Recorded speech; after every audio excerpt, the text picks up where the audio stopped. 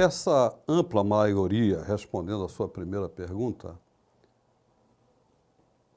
dá uma demonstração clara de que mais de 90% do colégio eleitoral sufragou o nome dessa diretoria para dirigir os destinos da instituição nos próximos 4 anos.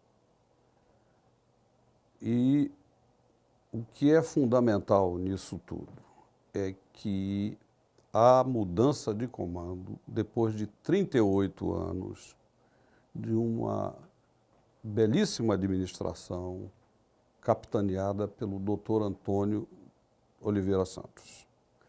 De maneira que cabe a nós darmos uma continuidade a este belo trabalho que ele desenvolveu ao longo desses anos e que eu fui testemunha ocular do início e ao final do mandato dele.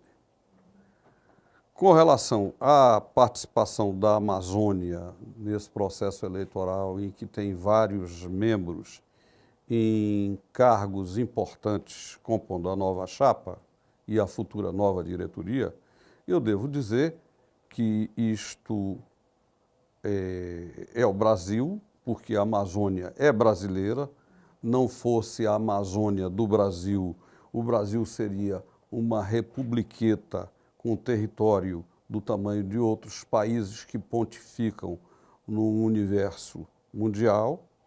E graças à Amazônia, que representa 2/3 do território nacional, o Brasil é o grande gigante, sendo uma das 5 maiores áreas territoriais do mundo, e a 4ª em terras continuadas, e um dos 5 mais populosos países do globo, o que quer dizer o seguinte, que se nós estimularmos o aumento da renda de todos nós, nós temos um mercado consumidor interno fantástico.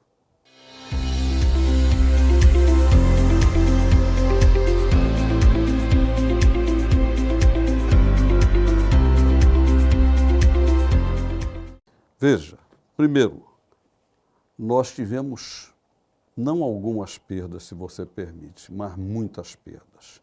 O PIB encolheu algo em torno de 9%, que é uma perda brutal, e isto provocou a falência de forma vertical, desde a grande empresa até o microempresário. Isso mercê de más políticas e má administração da economia.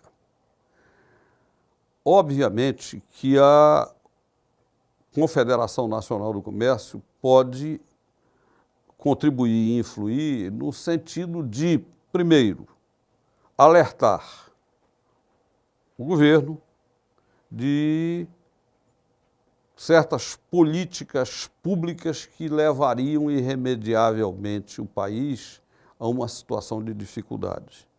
Nós propugnamos a estabilidade econômica, a estabilidade financeira, à democracia e ao sistema capitalista. Essas são as nossas premissas básicas enquanto empresários, enquanto representantes da nova diretoria da CNC. Por outro lado, no que tange a nós tentarmos influenciar junto ao governo com as demais confederações dos outros segmentos empresariais, obviamente que a CNC estará sempre ao lado da atividade terciária, objetivando que se tenha estímulo ao consumo, porque nós estamos na ponta do consumo, estímulo ao consumo, e por que não dizer também a produção, de tal maneira que nós tenhamos, enquanto representantes do terceiro setor, transferir otimismo para os empresários, defendê-los, estimulá-los e tudo aquilo que for possível, estiver ao nosso alcance, para que nós tenhamos uma sociedade que progrida, seja feliz, distribua renda, está na nossa alçada.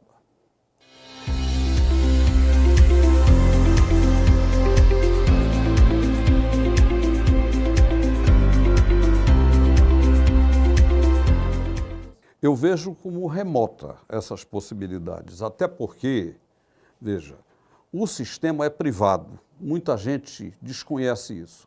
Os nossos recursos são privados, eles não metem a mão no caixa do governo. Essa é que é a grande distorção e que, às vezes, pessoas mais precipitadas e com pouco conhecimento do que é o sistema S, propalam coisas que não são verdadeiras. Com o passar do tempo e eles tiverem a oportunidade de sentir o sistema por dentro, eles verão da importância que este sistema representa para o Brasil, em termos gerais e em termos especiais, aos segmentos que eles representam.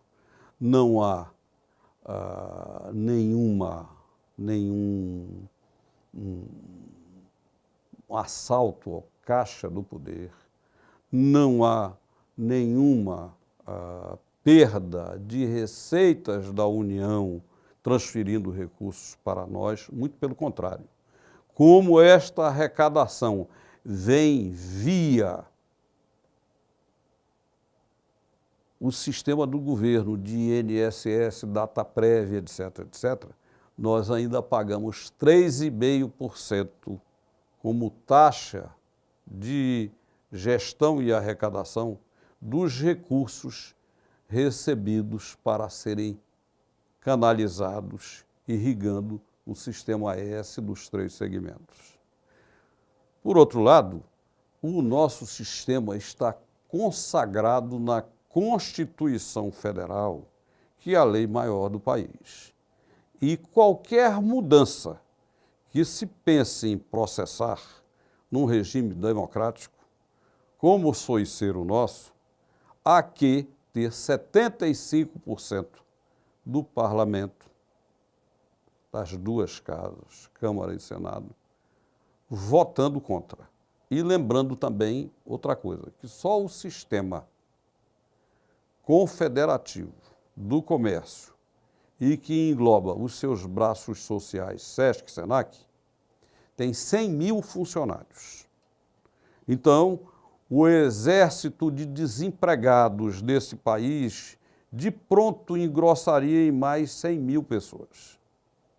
E o trabalhador ficará sem os cursos profissionalizantes, onde o Estado Nacional, nos seus 3 níveis, não atende, porque está voltado apenas para a instrução formal, e o povo carente de esporte, lazer, cultura, alimentação balanceada e a custos absolutamente módicos e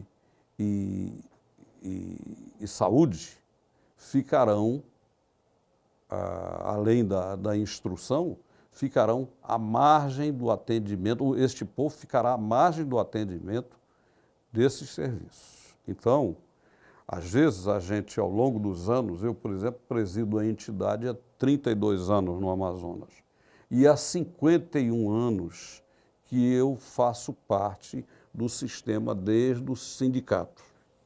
Eu já fui vice-presidente de sindicato, já fui presidente de sindicato, já fui gestor do SESC Amazonas por delegação do presidente então, estou presidente da Federação do Comércio do Amazonas, fui diretor de comércio exterior da Confederação Nacional do Comércio, fui vice-presidente, fui 6º vice-presidente, fui 1º vice-presidente e fui presidente em exercício durante 7 meses.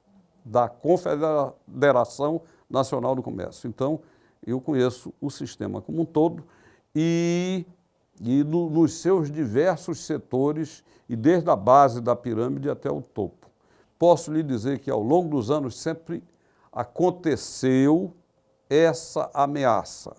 Mas, logo depois, que aqueles que precipitadamente se manifestaram contra o sistema e que fizeram uma imersão dentro do sistema, se aperceberam de que o sistema é intocável. Devo lhe dizer que também, nas minhas viagens internacionais, em tratativas sobre comércio exterior,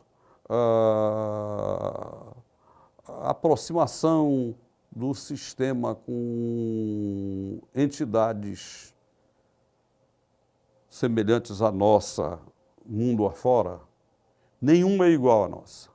E todas elas que tomam conhecimento dos serviços que nós prestamos com recursos privados, com a contribuição dos empresários, eles ficam encantados porque é um sistema único no mundo que deu um grande avanço à preparação da mão de obra, do trabalhador, que é o grande problema, é o grande óbice nosso, porque é uma defasagem de pelo menos 7 anos entre o nível instrucional do trabalhador brasileiro em relação aos do primeiro mundo.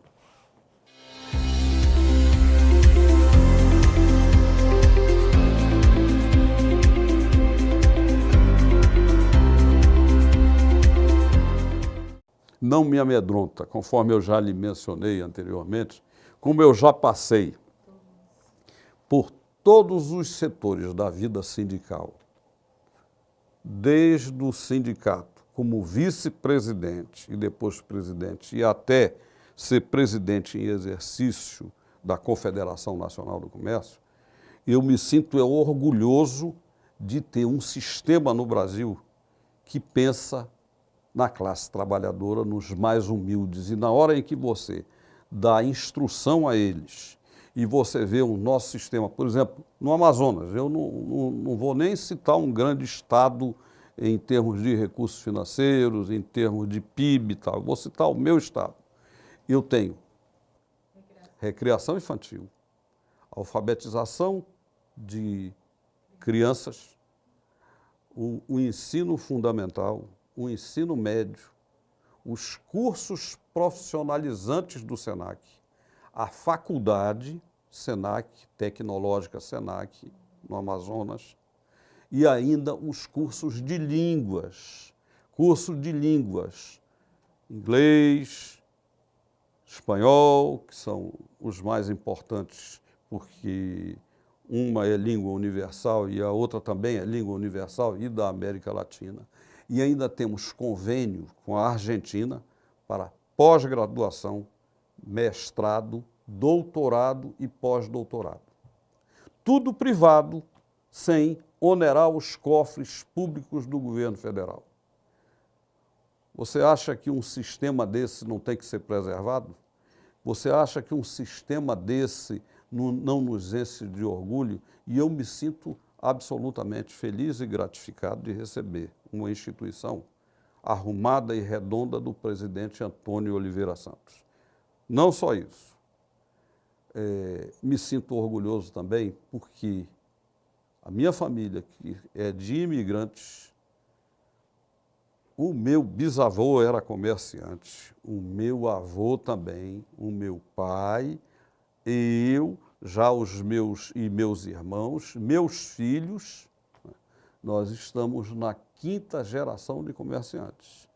Então, na hora em que eu assumo a presidência da Confederação Nacional do Comércio, eu presto homenagem a todos os meus antepassados e a todos os comerciantes que fizeram o Brasil, no seu primeiro momento, e fazem até hoje, do comércio, a fonte principal de riqueza e de distribuição dela.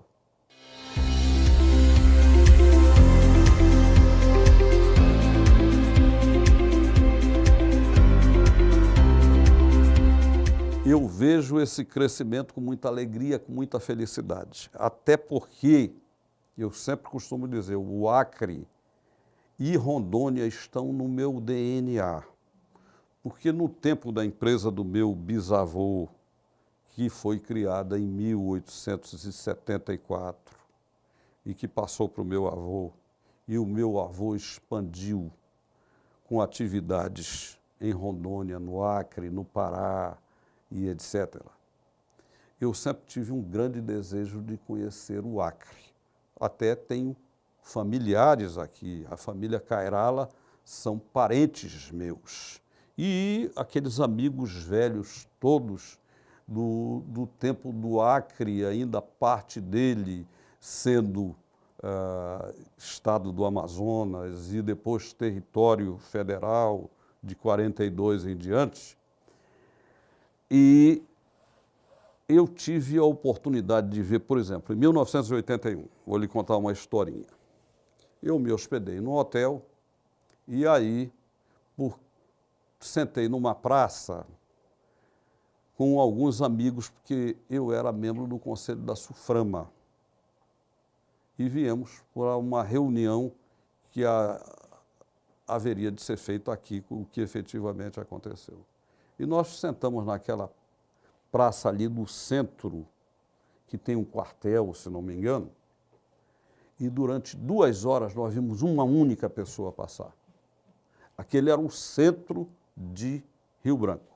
Hoje eu pego mega engarrafamentos, estou informado por Sua Excelência o Governador de que este final do ano não tem uma pessoa no estado do Acre que não esteja alfabetizado, o que é absolutamente elogiável e me enche de alegria em ser brasileiro e, acima de tudo, amazônida.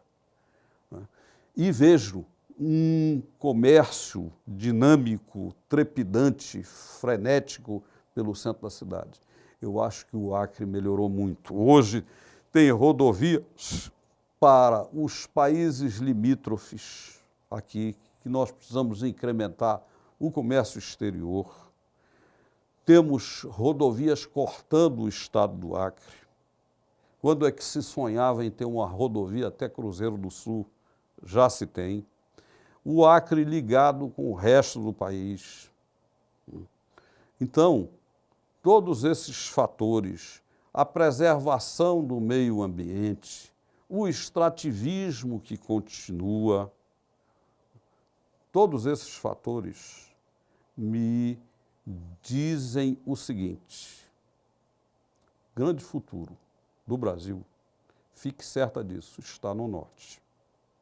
Terras, vastas áreas de terras, e o Acre, nesse item, é privilegiado, que são as terras melhores do Brasil, sem a geada. Dessa região da Amazônia, as únicas terras roxas estão no Acre, e não tem geada. Então, será muito em breve um grande celeiro. Outro dia eu estive em Rondônia e fomos inaugurar lá uma escola bonita no interior do estado, em Ji-Paraná. E no retorno, o governador Daniel Pereira me trouxe no avião dele. E eu passei o tempo todo com os olhos para baixo.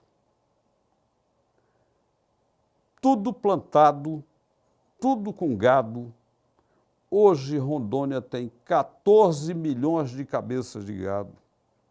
É um grande produtor de café, grande produtor de leite, grande produtor de soja. E quando eu era rapazote, se dizia, e muitos entendidos diziam, que as terras da Amazônia não prestavam para nada. Eu, há 3, 4 meses atrás, fui a Cuiabá e vi o progresso do Mato Grosso, que hoje já é o primeiro produtor em muitos cereais. e tem um rebanho de 30 milhões de cabeças de gado. O Pará tem 22 milhões de cabeças de gado. Veja se o futuro não é a Amazônia. Sem esquecer de que o Brasil, para ser grande, ele tem que ser grande de norte a sul, de leste a oeste.